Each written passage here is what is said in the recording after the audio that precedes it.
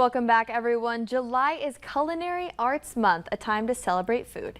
Everyone deserves to enjoy the meals that they're eating, and at one West Fargo senior living facility, the staff are going the extra mile to make sure that's the case. Joining us this morning is Michael Davis, Director of Culinary Operations at New Perspective, to answer questions about dining and senior living. Thank you so much for being here. Thank you for having me. Yes, good morning. Yeah, quite the intro. That was perfect. Yes. Okay, this is what's funny. So behind the scenes, we were talking about what you think about when you think of maybe common food areas or dining halls. Yep.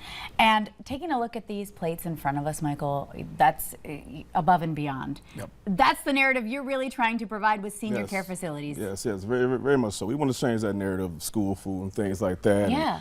And, it really just takes a production, and it takes really getting good guys into your communities, having them there for the right reasons, doing the right training, and have them drink the juice, and then really understanding, these seniors deserve this integrity. So tell us about your personal path in, your culinary career here, and then into senior living. Sure. So I started off at a really young age. I'm actually out of Milwaukee, Wisconsin, and my first meal that I terribly put together was a BLT when I was 7 years old from my mother. She was, she's working, and so I just thought I'd surprise her with something, but she critiqued well. So really, I used that as a drive moving forward and all my culinary experiences. I've been in stadiums, casinos, hotels, various amounts of restaurants. My biggest area in my mind that I remember is doing catering for Bud Selig, who was the baseball commissioner at the time.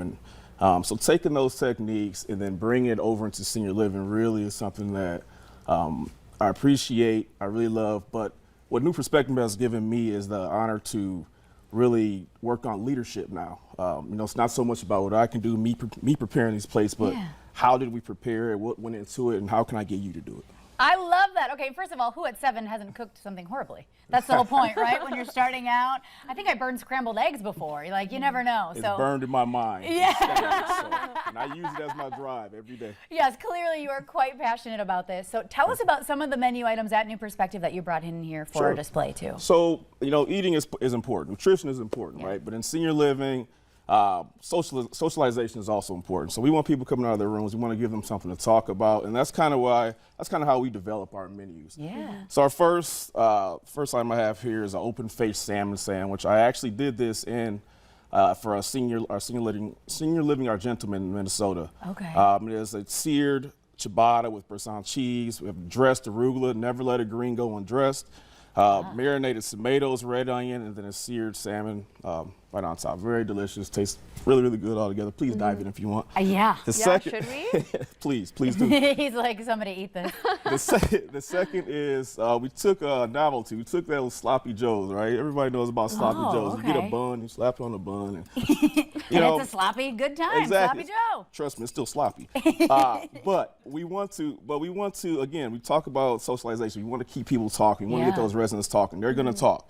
I'm going to tell you, I came up with something in senior living that, if you don't understand this, you're probably not going to make it in senior living. Your food is so hot, fresh, and delicious, it's horrible. When you start to understand that, you're going to make it in senior living. Oh, okay. But this is 2 pieces of cornbread. We still stuffed it with a pork, the stewed tomatoes, corn, black beans, and things like that. Cheese tops it off. Oh my goodness. I think I might dig into this one. This looks really, pull it on really over. Good. And then our final here, quickly, is just our version of the pork shanks. And it's actually the forearm part of the hog.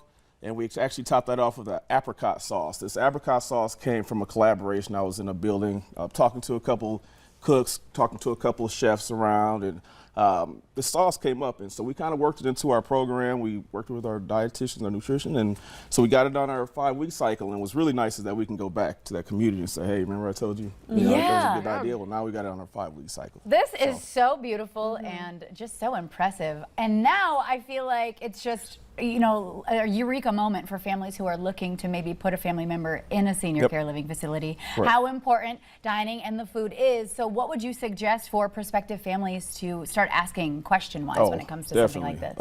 Anything and everything dining and anything that you want to know. So how are our menus created? Okay. What goes in our meals? You know, what are the meal times? Tell us about the dining operations. Tell us about your staff. Tell us about you. You know, get as much information from them as you can, and make sure they know what they're talking about. You know, Yeah. make sure they're there. You know, they're there for the right reasons. You know, the seniors are. Don't mind turning me, us- I'm literally diving in as you explain this. they're turning themselves over to us, and they cook, you know, they did for themselves 50, 60 years, and now they're turning themselves over to us. So we have to do what we can to keep them as comfortable and make the transition as comfortable for them as possible. This pork is Absolutely. changing my life. What This is this was so sauce that good, it's in? too. It's like sweet. Apricot, yep, the sweet apricot Oh sauce. my gosh, that's hitting the spot at 9:15 a.m. Let me tell you. No, it's truly so delicious. And you can tell that you're so passionate about it. And I think that's something that can be seen pretty easily when Definitely. families kind of reach out. But how do they get a hold of you? How do they kind of check things out there? Sure. So the best way is to visit our website at mpseniorliving.com. You go to that website, a list of all of our communities are there with the contact information.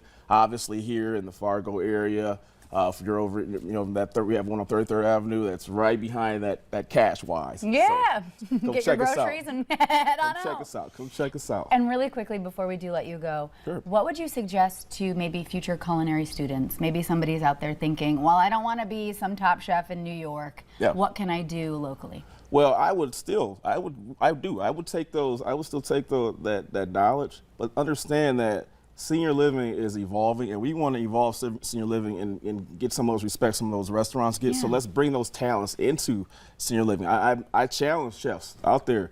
I know I did restaurants and hotels. I think senior living is a little bit more challenging, but it's a lot more rewarding.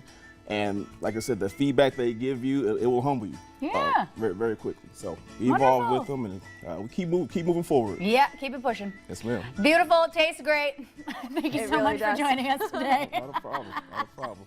All right, we have plenty coming up right here in North Dakota Today.